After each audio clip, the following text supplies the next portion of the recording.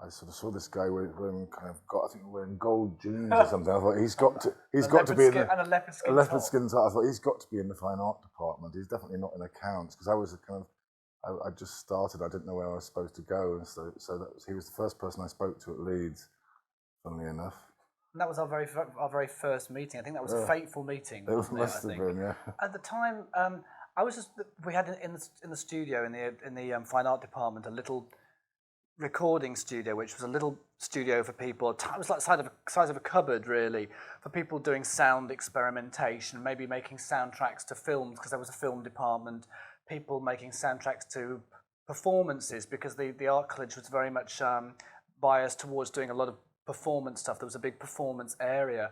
And I was doing a lot of performance art at the time, so I was making little soundtracks out of loops and things like that. And I became aware of Dave working in there because he was making some interesting sounds with this strange exotic instrument called a synthesizer. We'd already sort of chatted and been aware of each other beforehand, and we found that we had very similar tastes in music and like the same kind of films, John Waters movies and things like that. Sort of trashy sort of stuff. I knew Dave had this synthesizer and he was writing some songs or making some music, and I think that we both, sort of got together with the hope that Dave could maybe do something for some of the performances that I was doing. And Dave played me a number of little songs that he'd been writing at the time. These like weird little jingles.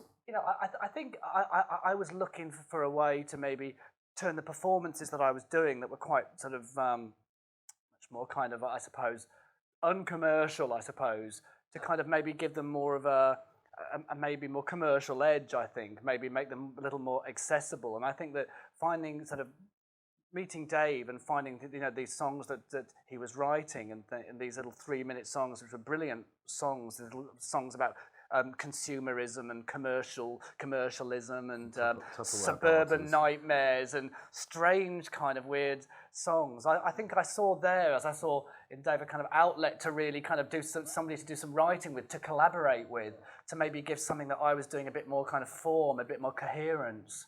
We were kind of very multimedia, I suppose, at the time. I mean, we both had kind of like cine cameras and stuff, and I mean, a lot of the art I was doing involved kind of soundtracks, paintings, sculptures, and films. And we just sort of, after we'd worked together on Marc's performances, which we kind of loosely called industrial cabaret, because it's kind of what it was really. But we just sort of focused it a bit more. So it's like, let's just try writing like sort of our version of pop songs, if you like. Well, I think you're always looking for that more accessible option, I think. Something that you can take your art from the context of art college and kind of make it commercially available, trying to do something commercial with it. And I think that pop music is often or music is often the way to do that. We used to drink in the same pub when we were students as the Gang of Four and the Delta 5 and Mekons, but particularly the Gang of Four, they were the most political of all these bands. We were actually being quite political in our own way, yeah. I think. We were writing about modern society and these modern little sort of, consumerist sort of things, making digs at all this sort of consumerism and trash culture. And we came very much from the sort of punk ideal, really, that instead of like using 3 chords on a guitar, that you'd play like one note on a synthesizer. So it's very much from that kind of total punk background, because we were both into all that scene, and that was all kind of happening when we were at college. We'd go and see bands like The Clash and Joy Division and stuff, and it was very much a big influence on us. I mean, I think there's a lot of things that we both were into, things like Giorgio Moroder and a lot of kind of American sort of electronic disco music. But I mean, for me, the starting point really was, I was really heavily into the Northern Soul thing in like 1975. And that was also the same time when I heard Kraftwerk for the first time. I heard Autobahn, and there were those 2 things stuck in my head. And it kind of, in a way, if I look at it, that was kind of like, that's where the sort of germ of the idea for Soft Cell kind of came from. There was this sort of passion of Northern Soul with this sort of coldness of the sort of machine music of Kraftwerk, and it was like a fusion of those 2 things for me. That was kind of a starting point. I grew up liking that kind of stuff. I had a very kind of eclectic sort of taste in music, and I always loved those kind of what you probably term as nostalgic singers, or the singers of the 50s and the 40s and and the 60s as well, right through to people like Dusty Springfield and things like that. So it was this strange kind of melting pot of all our influences and ideas that went into making sort of soft cell. I mean, people often said it's kind of, I suppose it's like, Kraftwerk meets Judy Garland or something. I don't know, kind of Leather Sinatra or something. Our first performance, I think, was at a Christmas party at Leeds Polytechnic, and it was just for the fine art department. So we had a kind of friendly crowd that was sympathetic to our ideas, but it was a very kind of terrifying experience. I can remember, like, so I'd never performed live on stage before in front of a band. I think Marc had been in a few bands before, hadn't he? But it was my first time. Bands best forgotten, I think. Yes. If you go to places like Southport and Blackpool, you see very much a lot of these casinos or bars or pubs, or they had little cabaret shows. I mean, they did in Southport, and you'd always get the kind of slightly kind of cheesy, flamboyant singer, and you'd always get the miserable kind of bon tempi player sort of playing in these bars. That was the prototype. And it was very much a blueprint. It was like having all this kind of aspirations. There used to be a drummer there. He used to play with one stick, and he used to do the crossword with his other hand, which was resting on the tom-tom. And they used to get these drunk old ladies doing a turn. Yeah, so that's where I think we really were a really that's the real influence of that, I think. Yeah. My mum financed our first record, which I did pay her back eventually, but yeah, she lent me 500 quid, and so we'd had some of the recordings we'd done at the art college. We had 4 tracks that we sent off to be mastered, and then we were sort of hawking the record around ourselves. I can remember coming up to London, actually going like round to Rough Trade and like trying to sell them a box here. So we were really like, really kind of like. It was literally recorded. It was a bedroom record. It was totally, yeah. And I think we pressed up 1,000 of them, which are all sold, and I think it's since been bootlegged dozens of times and stuff. But we really kind of we started the hard way, I think. I think we did. I mean, we did have really a whole sets worth of songs, a whole album's worth of songs before recording Non-Stop Erotic Cabaret. We used to do a version of Paranoid as one of our encore numbers. I think we did Black Sabbath's Paranoid, which seems to sort of fit in very well to all the theme of the songs we were doing, which were very much had that suburban paranoid feel, didn't they? We played at the Leeds Future Armour Festival. We were about the 3rd band on. When was that, 1978 or something? And this guy called Stevo, who wasn't actually at the show, but he was based in London, and he was like a sort of DJ, and he was playing a lot of the new sort of electronic music, and then sort of asked one of his friends who was at the show, were there any interest in like little electronic bands playing? And he mentioned us, and I think we even got like about a sort of half a sentence in some paper or something saying, well, they were quite interesting. Stevo was very sussed, I think. Incredible guy. He really had his kind of, he really saw what was going on, and it was really the antidote to the other side of the happening electronic sort of scene of that time, which was the more kind of sort of Spandau Ballet kind of thing that was also emerging at that time. And this was the more other kind of more a more underground edge to it and everything. And Stevo really kind of saw that, and he really captured the initial beginnings of that on that record, the Some Bizarre album. We ended up having a track on there called "A Girl with a Patent Leather Face," and funny enough, I mean that album was a kind of seminal album really, because it had first ever soft cell kind of recording, first Depeche Mode, first Blancmange, first who else? The. I mean, so it's like 4 major acts discovered by this 17-year-old kid from Dagenham. There was a magazine called Sounds at that time, which featured Stevo's chart, this futurist chart. And people might kind of laugh at it now or whatever. It might seem as sort of a retro-y thing, but at the time, it really was full of kind of really interesting bands. It really was a kind of pointer to different record companies who were starting to take Stevo seriously and sort of looking at, and maybe this guy's onto something here. Maybe who are these bands he's talking about? And Stevo really was at the beginning one of the only people who really understood us and was really interested in us. And I think that was really part of our decision to really go with him on a management thing. People started to really sit up and say, well, maybe we were wrong. And that's when people started to take notice of us, because, really Stevo brought us to people's attention. The main thing I remember was it was Stevo's birthday one day, wasn't it? And he turned up at the studio and he had a bowl of Rice Krispies, but with vodka on them instead of milk. And then was passed out on the pool table for the rest of the day. And that's my most kind of... And he did vomit on the synthesizers. Yes, he did. With Tainted Love, I think, the fact that memorabilia had sort of scraped into into the kind of lower reaches of the charts. I think it peaked at about 99 or something, didn't it? And we just sort of we had to beg Phonogram. I think Stevo had to beg Phonogram to kind of let us record another single, and they were very kind of, oh, I don't know about that. We're not really sure, but eventually relented, and we did Tainted Love, and you know, as I said, the rest is history. But it was like we became pop stars kind of overnight, but totally by accident. There was no sort of grand design. There was no, we could never have imagined that, you know, how big that was going to be. You know, so it's a pretty kind of terrifying. I mean, brilliant, but terrifying experience in a lot of ways.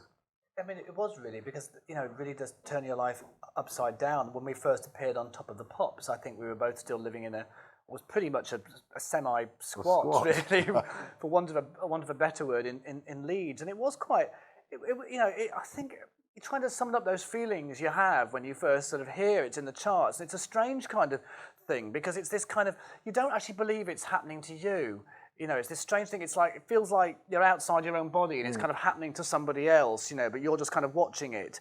And then you feel all these kind of things happen, a multitude of kind of emotions. You feel thrilled and excited that it's happened, but kind of numb and kind of apprehensive as well, because you know nothing's ever going to be the same again. And you think, well, this is something that happens to somebody else, you know, and it's a very kind of weird mixture of emotions when you hear, especially when you hear that you're number one, and especially when it's from a record that nobody ever thought was going to be number one. I remember going into like a department store with you, and you used to hear this weird word, which was Zim, Zim, Zim, and you'd get all these girls, and suddenly you look around and it was always girls as well. It'd be about Zim. 20, Zim, look at Zim. There'd be about 20 girls following you around the department store, which is quite unnerving. It did become very, very frightening to me after a while. I did become put under this microscope and spotlight, and I became very kind of very scared of it all, I think, for a while. And it is the very program of Top of the Pops that makes the difference. You can be on any other shows, and it's just that show is the show, or was the show at the time, that really made a difference more than anything else. You know, really was, everybody watched it. It was a life-changing.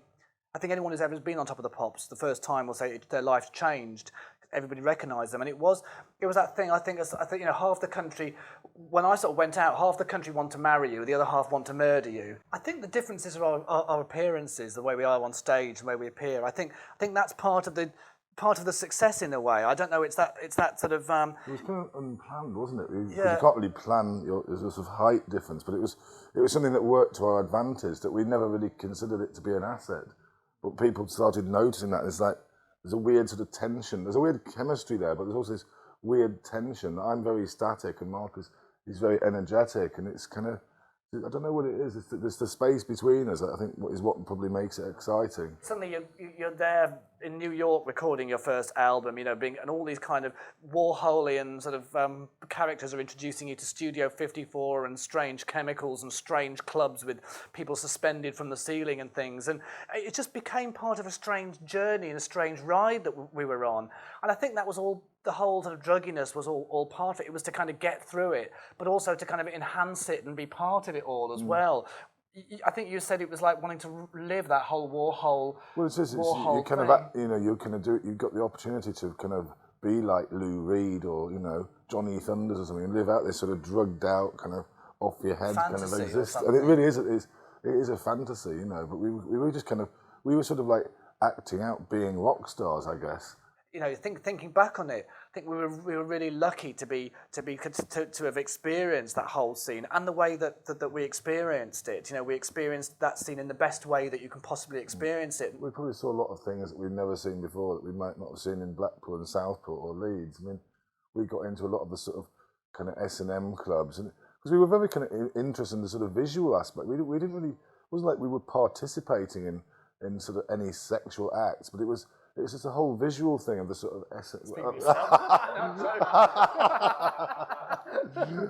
not in the Hellfire Club, surely. But yeah, I mean that whole kind of, the sort of whole bondage and S&M thing. We just found that imagery really kind of, you know, kind of. It was exciting. It was looking for inspiration as well, looking for things to write about and inspiration, for research. I always feel something like Last Night in Sodom actually is one of my favourite. records. I mean, it's a one. If all of the three albums, three major albums that we made, I mean, if you don't include the kind of remix one, it's the one that I probably put on most to listen to and enjoy listening to at home. I don't know why. It's just something kind of very raw about it and something very kind of passionate about it. I think it was us really throwing off the constraints of, the sort of all the commercialism and doing a record that we really wanted to make at that time. And I think it's great that people have cited it. A lot of the industrial scene, especially the American industrial, have cited Last Night in Sodom as an influential record. When we eventually disbanded, I think that we were sort of mentally and physically burned out, I think, and also we were having such horrendous kind of arguments with the record company, and everything was just falling apart. And I think it was the only way that we could save ourselves, really, was to sort of walk away from it. I think the very name soft sell had become, every time you'd hear the word, it'd make you cringe. Shivers down the spine. It just sent you shivers down your spine. I think we both heaved a sigh of relief, really, At first you think, oh God, this really is it, because we did the final shows at Hammersmith Palais, and you sort of think, God, is it really over? And stuff. But then after that, it's kind of like, I just remember feeling a big sigh of relief, really, because it was kind of, at least you had a chance to sort of sit and reflect, because all this stuff had just gone by in a blur. But you never really had time to sort of assimilate it and what's really going on here, because everything was happening too fast, wasn't it, really? Too fast, yeah. There was never time to sit back and... Too much, too young, Enjoy it, Yeah. Well, working together on Tenement Symphony, I think I really wanted to do some writing with Dave again, because I think I missed that chemistry. I always felt that chemistry was still there intact, and I wanted to see if the chemistry was still there. And I think I've been listening to some stuff by the grid, I think, as well, and was thinking things like, I would have liked to write some lyrics to that, and I could have written something to that, and I sort of felt that I sort of missed that. So I think it was a kind of a bit of a sort of a bridge builder, I think, in a way, to do something. And to me, they were songs. I mean, "Hand Over My Heart" is one of my favourite songs. It's one of my very, very favourite songs. And I think that it's a soft. It's very much a soft sell song in a lot of ways. It's very much, it's a sort of a soft sell that should have been a soft sell song in many ways. We just sort of started loosely writing stuff, not even with the intention of calling it soft sell. It was like, it was possibly going to be, let's write some songs and see if we can farm them out to some other acts or other singers. And over this period, about 4 years, wasn't it? I mean, we'd sort of accumulated this material, and you sort of listen to it all back to back, and it's like, it sounds surprisingly like soft sell. Yeah. What a surprise, And they suddenly sounded quite fresh and exciting, and it was really exciting to sing them, and felt very, very relevant. And I was really glad the press, they kind of they totally picked up on. They felt the same way, and we had words like re-energize and rebirth, as opposed to things like retro and retread, which was which kind of gave us a lot of encouragement. We're working with Dave and writing in the studio, writing the songs or listening to tunes and things. I think we'd talk about things in the studio, whether it was just currently what was in the newspaper or some trashy thing we'd seen or something kind of that had amused us. And I think you take things like that on board, and I started to get a thread of things what this album should be about that would be typically soft sell themes, which I thought was really important. But something had to, I think soft sell songs always have to reflect something that current culture and things, just as the older songs reflected current culture and current times. And that's what I think I had to do, to take that on board and find some coherence, some kind of thematic thing that went through it, I think. I think if you make a record now, I think you've firstly got to think about satisfying yourself artistically and making the record that you want to make.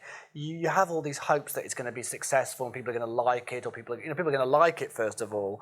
Then you hope people are going to go and buy it. You hope people are going to appreciate it and understand it. And anything else after that, then, if it's massively successful, whatever, you can't count on those things. I think you have to always just satisfy yourself artistically. I like the idea of somebody being able to sort of sing along to this nice kind of poppy tune, but the lyrics are really quite sort of dark and maybe slightly subversive.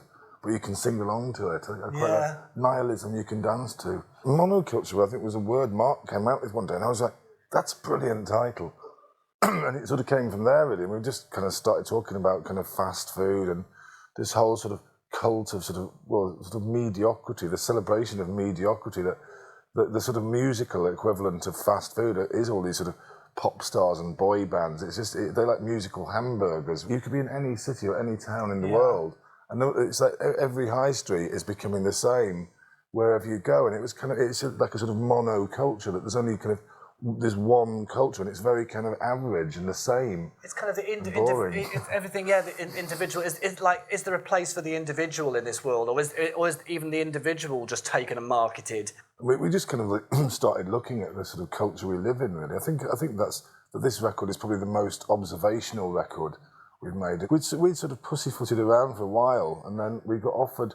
There was this new venue, the Ocean in Hackney, was opening, and they sort of had got wind that we'd been doing stuff together, and was like, they were like, we'd be really excited for you guys to launch our new venue. Ocean offered us the perfect opportunity to do that. We'll finance your show and we'll present you in the state-of-the-art kind of new venue. You can launch the venue. If it doesn't work, you can just say it was a one-off special thing just to launch this music venue, and so for us... The reaction was fantastic from the fans and from the media. When we first went on, we were sort of standing backstage, and we kind of laughed about it, because we obviously couldn't see how it looked, but because there's this sort of door with dry ice, and it's a bit like stars in their eyes. Tonight, Marc Almond and Dave Ball, you are Marc Almond and Dave Ball.